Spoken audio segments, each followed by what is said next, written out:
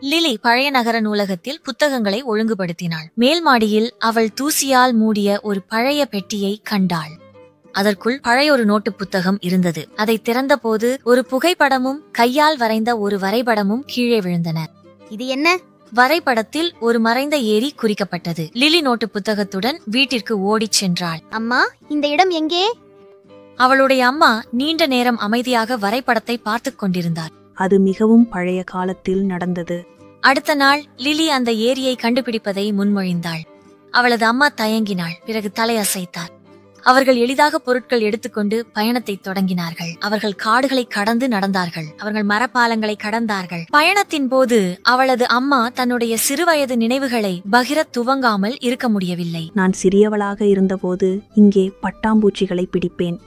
Lily அதை கேட்டாள். அவளது கண்கள் ஆச்சரியத்துடன் பிரகாசித்தன. முதல் முறையாக அவளது அம்மா இனி வெறும் பெரியவராக இல்லை என்று அவள் உணர்ந்தாள். அவளும் ஒரு காலத்தில் ஒரு நிர்பராதமான சிறுமியாக இருந்தார்.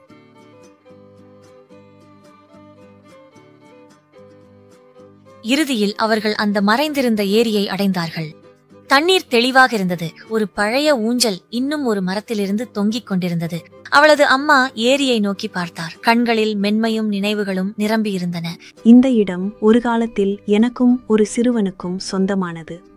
லிலி அமைதியாக அம்மாவின் கையை பிடித்தாள். அவளது இதயத் துடிப்பை உணர்ந்தாள். இறுதியில் அவளது அம்மா நீண்ட நாட்களாக புதைந்திருந்த கதையை சொல்லத் தொடங்கினார். ஒரு சிறுவனுடன் அவள் ஒரு ரகசிய கோடை காலத்தை இங்கே கழித்திருந்தார். ஆனால் திடீரென ஏற்பட்ட குடும்ப சிக்கல் அவர்களை பிரித்துவிட்டது. அவளது அம்மா பேசினார். கண்களில் கண்ணீர் மின்னியது.